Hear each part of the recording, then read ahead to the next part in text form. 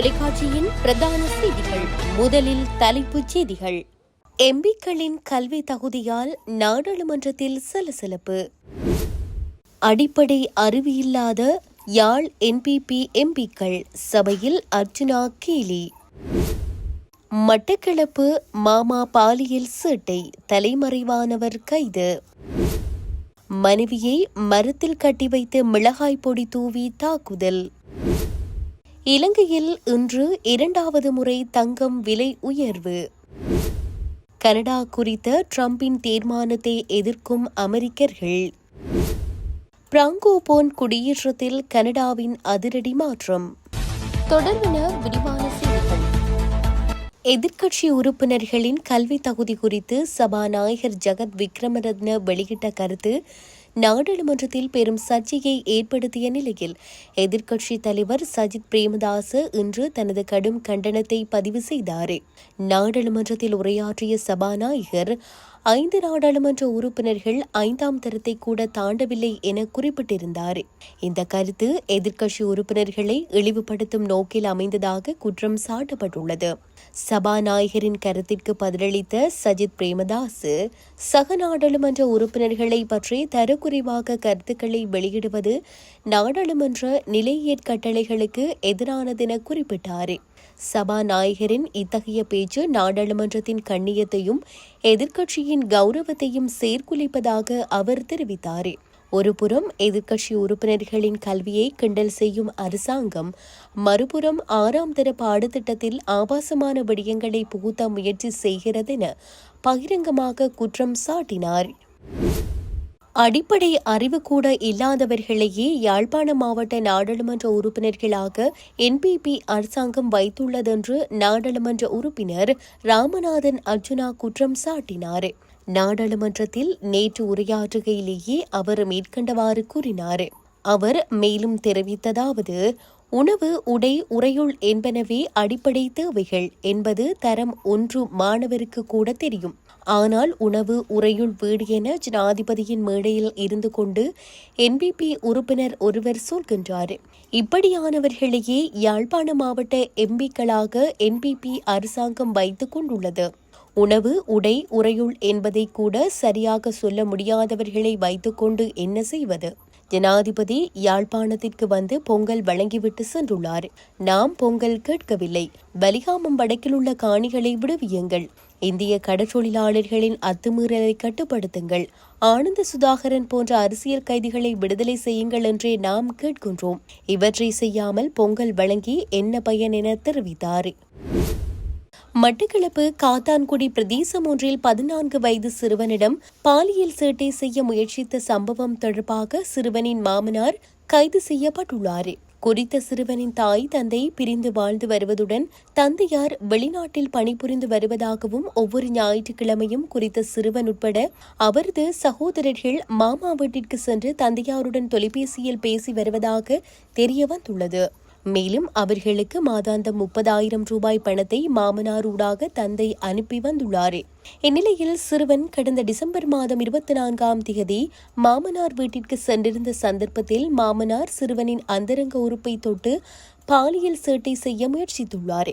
பின்னர் மீண்டும் கடந்த 27ஆம் தேதி மாமனார் வீட்டிற்கு சென்ற சிறுவனிடம் பாலியல் சேட்டை செய்ய முயற்சித்துள்ளார்.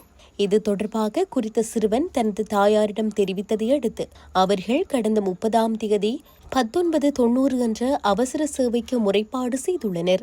இதனையடுத்து போலீசார் குறித்த சிறுவனிடம் முறைப்பாட்டை பதிவு செய்து அவரை வைத்தியசாலையில் பரிசோதனைக்காக அனுமதித்துள்ளனர்.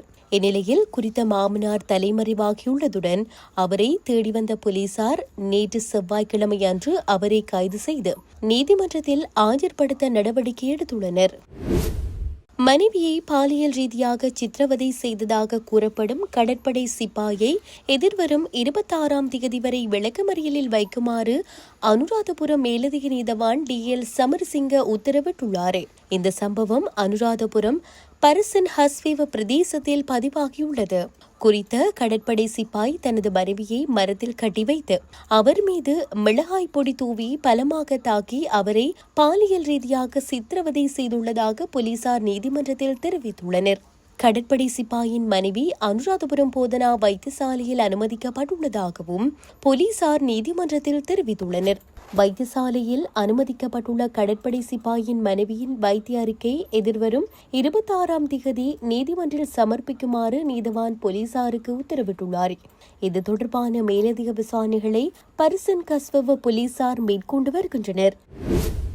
இலங்கை சந்தையில் இன்று தங்க விலை 2வது முறையாகவும் சடுதியாக உயர்ந்துள்ளது.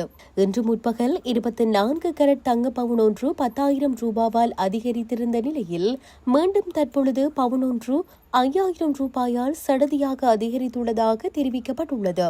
இதன்படி 24 கரட் தங்கம் பவுன் ஒன்று தற்பொழுது 3,85,000 ரூபாவாக விற்பனை செய்யப்படுகிறது. 22 கரட் தங்கம் பவுன் ஒன்று 3,56,125 ரூபாவாகவும் விற்பனை செய்யப்படுகிறது. இதன்படி 24 கரட் தங்கத்தின் 1 கிராமின் விலை 48,125 ரூபாவாகவும் 22 கரட் தங்கத்தின் 1 கிராமின் விலை 44,516 ரூபாவாகவும் விற்பனை செய்யப்படுகிறது. கனடாவும் கிரீன்லாந்தும் சுயாதீனமாகவும் தன்னாட்சியுடனும் தொடர வேண்டும் என அமெரிக்கர்களின் பெரும்பான்மையினர் விரும்புகின்றனர் என புதிய கருத்து கணிப்பு ஒன்று தெரிவிக்கிறது. ஜனவரி 13 முதல் 15 வரை 1,002 அமெரிக்க பெருநில பகுதி குடிமக்களிடம் ஆன்லைன் முறையில் நடத்தப்பட்ட இந்த கணிப்பில் 66% கனடா ஒரு சுயாதீன நாடாகவே தொடர வேண்டும் என கூறியுள்ளனர்.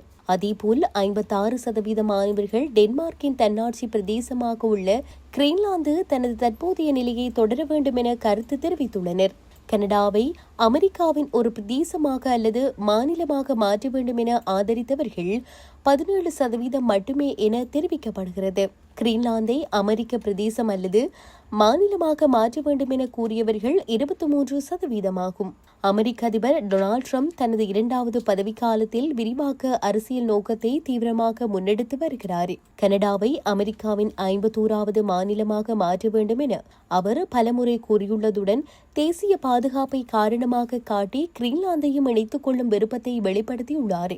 கனடா, டென்மார்க் மற்றும் அமெரிக்கா ஆகிய 3 நேட்டோ பாதுகாப்பு கூட்டணியின் நட்பு நாடுகளாக உள்ள நிலையில் கனடாவும் டென்மார்க்கும் ட்ரம்பின் இந்த விரிவாக்க முயற்சிகளுக்கு கடும் எதிர்ப்பு தெரிவித்துள்ளன.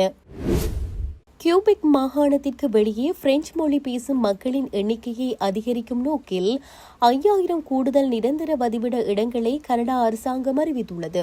ஜனவரி 19, 2026 அன்று மெக்டனில் நடைபெற்ற பத்திரிகையாளர் சந்திப்பில் கனடாவின் குடிவரவு அமைச்சர் லீனா மெட்லிச் டயாப் இந்த புதிய ஒதுக்கீடு குறித்த விவரங்களை வெளியிட்டார். கனடாவின் பன்முகத்தன்மை மற்றும் மொழிவளத்தை பேணுவதற்கு இந்த நடவடிக்கை மிக முக்கியமானதென அவர் குறிப்பிட்டார். 2025ஆம் ஆண்டில் கனடா நிர்ணயித்த பிராங்கோபோன் குடியேற்ற இலக்கு வெற்றிகரமாக எட்டப்பட்டுள்ளது. மொத்த நிரந்தர வதிவிட சேர்க்கையில் சுமார் 8.9% பிரெஞ்சு மொழி பேசுபவர்களால் நிரப்பப்பட்டுள்ளது. இதனைத் தொடர்ந்து அடுத்தடுத்த ஆண்டுகளுக்கான இலக்குகளை கனடா உயர்த்தியுள்ளது. இந்த இலக்குகளை அடைவதற்காக கனடா அரசாங்கம் பல்வேறு சிறப்பு திட்டங்களை செயற்படுத்தி வருகிறது. இத்துடன் செய்திகள் யாவும் நிறைவு பெறுகின்றன. மேலதிக செய்திகளை அறிந்து கொள்வதற்கு www.tamilaram.com எனும் இணையதளத்தை பார்வையிடுங்கள்.